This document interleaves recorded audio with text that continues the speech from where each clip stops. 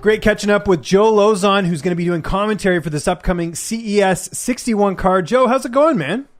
It's good. How you doing? It's going well. Good to see you, open for business. I know it's been a challenging time with COVID-19. How are things going at the gym? We'll start there first because obviously a lot of people dealing with different restrictions due to COVID-19. Yeah, we're making it do. We're making it through, making do. It's hard. We've had so many restrictions on what we're allowed to do, what we're not allowed to do. There's all kinds of gray areas. So we're doing anything we can. We've been really lucky, knock on wood, no major outbreaks, nothing like that. So we're going to keep pushing through. That's great to hear. And of course, we were talking off air. The last time we saw you in the cage was the last time I actually saw you, which was at your fight at UFC Boston. What a win that was over Jonathan Pierce. We haven't heard anything about your fight career going forward. We might as well start there first. What's the latest? Are you looking to come back? Or I imagine it's kind of tough to not want to retire off that big win in Boston.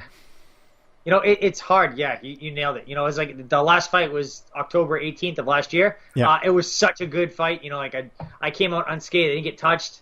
Dumb performance, fought at home. Everything, was like perfect. So it was like, do I want that to be the last one? If it was, I wouldn't be upset. But at the same time, I think that, there's a lot of opportunity to take, fights and good opponents and things like that. So like, I'll get ready. I gained a whole bunch of weight, and I was just like, the first time in my life I've really had like time off from training. I couldn't do anything. I was literally sitting around playing Xbox, eating ice cream, eating cookies with my kids.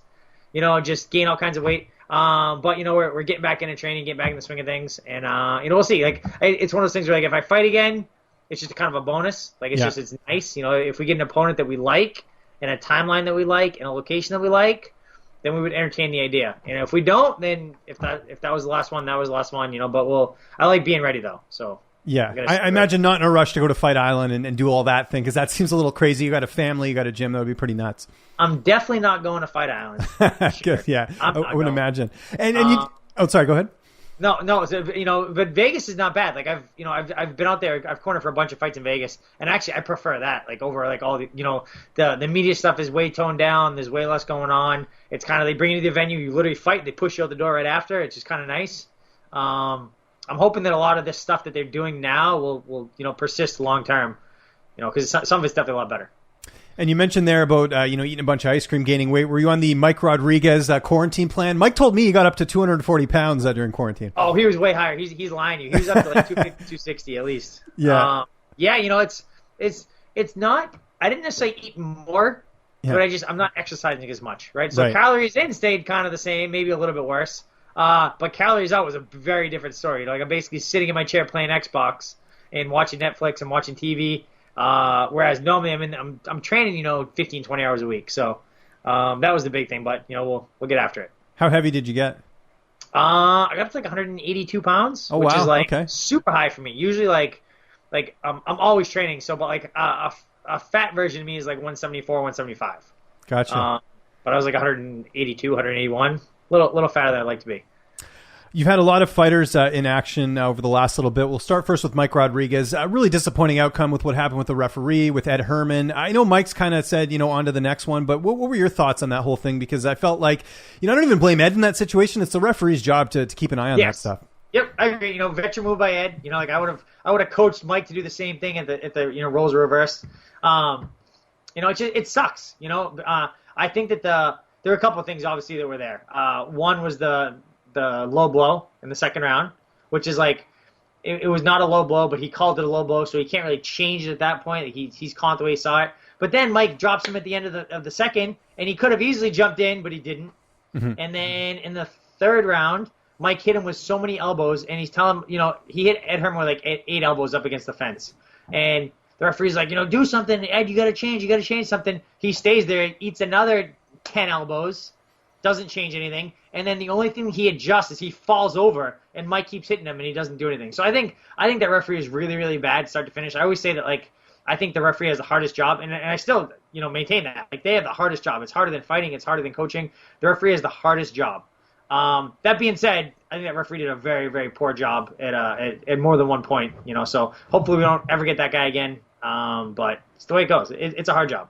I think too, there's got to be some sort of, discipline for a referee if he makes a mistake like that, because it's just like, oh, on to the next one. But like, nothing happens. Like he never learned anything. Like there's no like, I don't know how they would go about doing that with a commission, but, it just seems like, this was a missed call. Mike, it affects Mike's career. I mean, he's got another loss when realistically he should have a win. Do you think there needs to be more done with the commissions in terms of, if a referee makes a mistake like that? Because if you and I screw up in our job, I mean, you own a gym, but let's say your gym isn't open, you don't have customers, it's not going to thrive, right? So same sort of thing. It's hard. The problem is like you have some referees that they really try to get it right. Like they really, really try to get it right. Like they want it, they're so, busted up when they make a mistake. It really bothers them. It really affects them.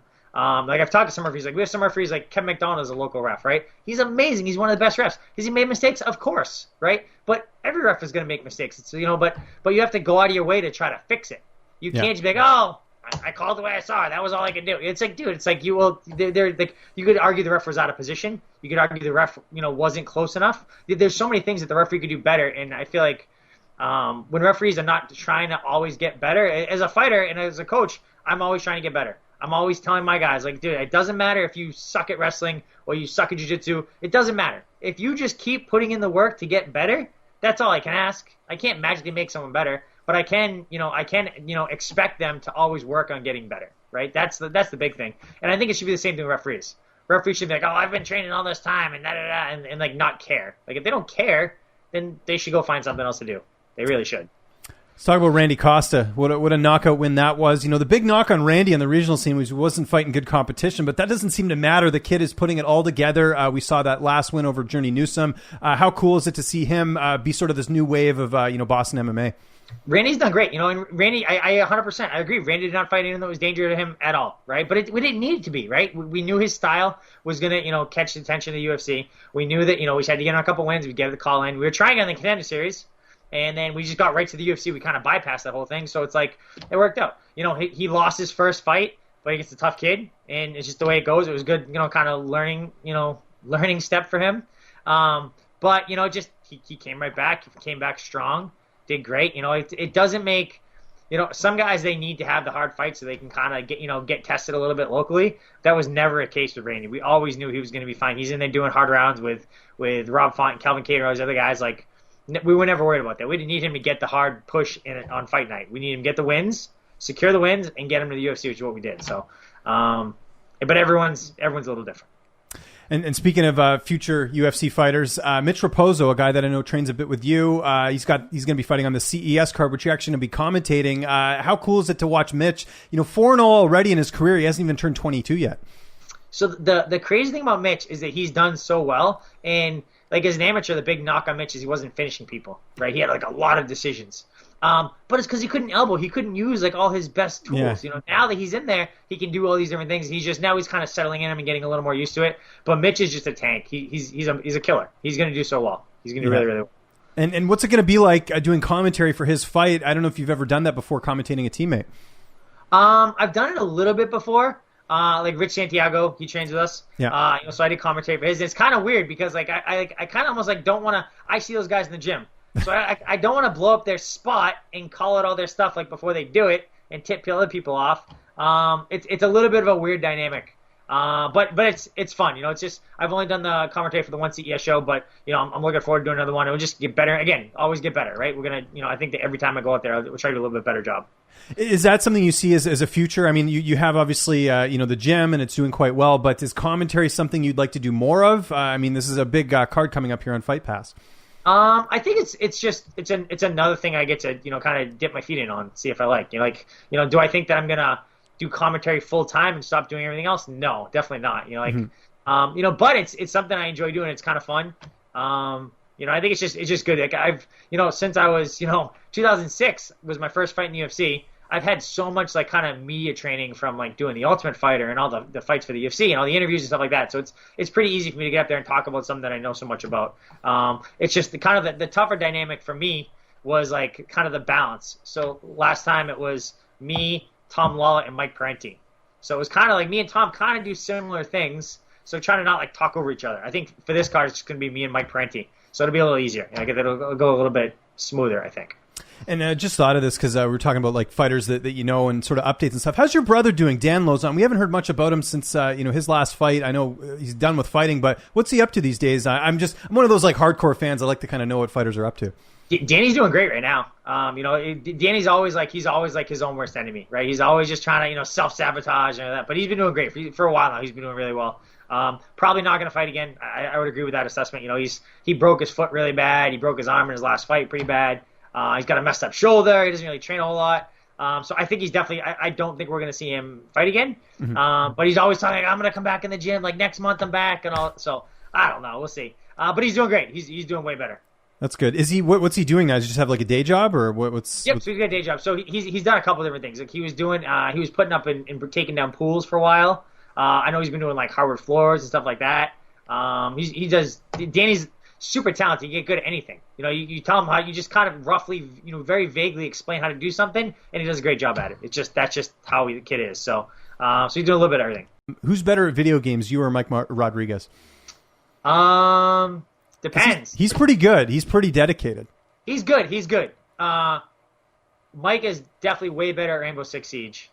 I think I would get him at all the other games like the Call of Duty and Fortnite and all that kind of stuff. I think I'd get him there. But it's because it's the games we play, right? So like he plays a lot of Rainbow Six Siege. I don't really play that game, but I play a lot of like not so much Fortnite lately, but like Call of Duty and that kind of stuff. I think it depends on the game. Comparable. I'd say we're comparable. Joe, great catching up with you, man. Glad to hear everything's going well. We're really looking forward to the CES 61 card. It's going to be on UFC Fight Pass. I won't miss it. Anyone you want to thank? Any sponsors? Any social media you want to plug? The floor is yours, man. No, I mean basically, if you're local, come check out my gym. So right now we're in Easton, Massachusetts. We're moving though. We're moving our gym to Rainham for I think probably January 1st. So come check out our gym. Bigger, better. See all your favorite UFC fighters from New England. We'll all be there.